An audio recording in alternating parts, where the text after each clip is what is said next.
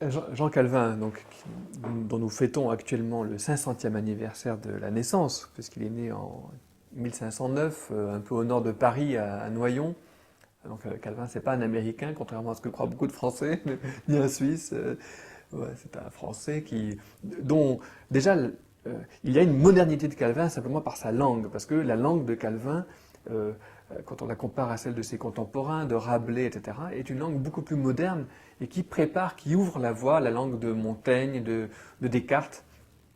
La langue, mais finalement aussi la philosophie. Toute la philosophie de Descartes, de Kant, toute la grande philosophie classique, qui, pour la modernité, hein, bon, est une philosophie dont on trouve déjà beaucoup de points d'appui chez Calvin. C'est-à-dire le sentiment finalement que le sujet il est adulte, il est majeur, il doit penser par lui-même. Il faut qu'il se... le cœur de l'idée théologique de Calvin, c'est que le sujet doit être suffisamment adulte pour pouvoir remercier son Créateur. C'est-à-dire que la gratitude, le sentiment de gratitude, de reconnaissance, la faculté de remercier, est la preuve qu'on est devenu adulte. Tant qu'on pense qu'on ne doit rien à personne, etc., c'est qu'on est puéril finalement.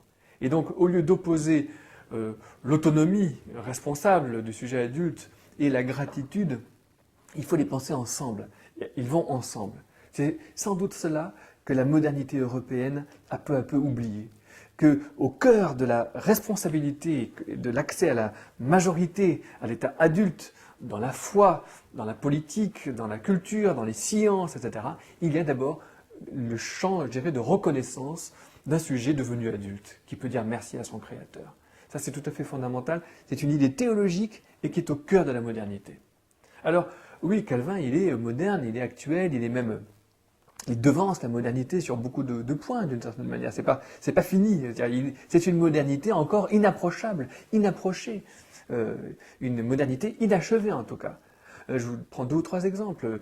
Calvin, à Genève, il autorise le divorce et il dit tout de suite, commentaire du Deutéronome, que la femme a autant le droit que le mari de demander le divorce. Dans la chrétienté de l'époque, c'était absolument inouï d'oser dire cela en 1545. Hein. Donc, droit égal du divorce, droit de remariage. Et donc, il fonde le couple moderne sur l'idée que le mariage est un pacte, une alliance libre entre deux sujets, entre deux individus adultes et libres, hein, par exemple. Mais aussi modernité politique, modernité juridique. Calvin était juriste, hein, c'est un grand juriste, un grand législateur. Hein, c'est plus un législateur qu'un théologien d'ailleurs. Je dirais que Calvin, c'est plus un exégète, un interprète du texte biblique qu'un théologien. Il ne fait pas beaucoup de théologie. Lui, ce qui l'intéresse, c'est le texte. Qu'est-ce qu'on fait du texte? Pour la loi juridique et pour l'Église.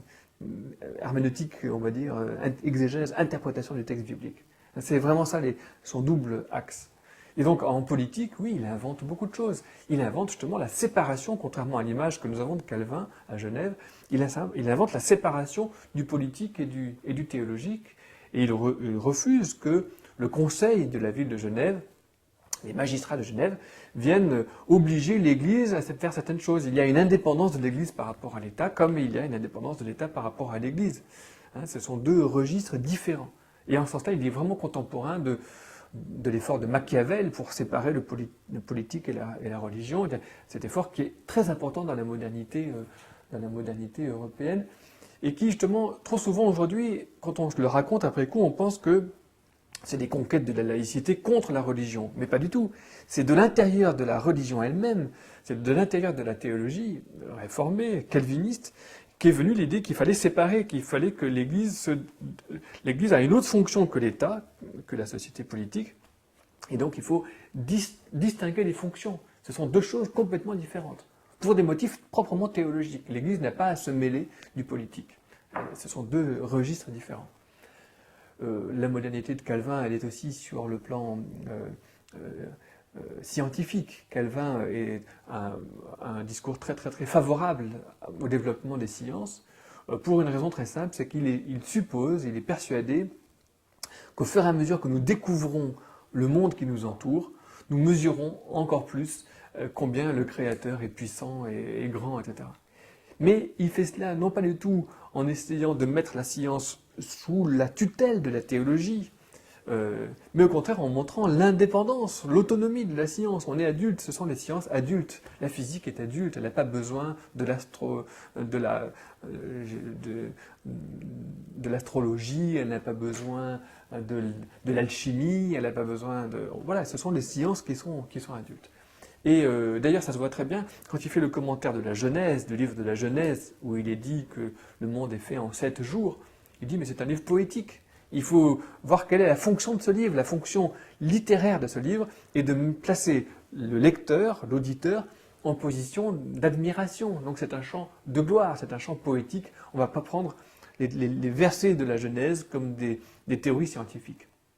Ce n'est pas un livre scientifique. Et donc, au contraire, autonomie du discours scientifique par rapport au discours biblique, c'est très important pour Calvin. Je pourrais multiplier les exemples. Peut-être sur ce qu'on vient de dire, c'est très important. Calvin fait une invention absolument fondamentale quant au statut des Écritures.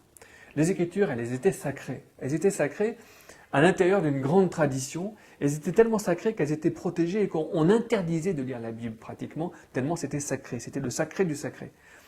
En gros, comme on interdit d'entrer dans l'enceinte d'une centrale nucléaire. C'est vraiment quelque chose de tellement saint, tellement sacré, c'est le saint du saint, on ne peut pas y accéder.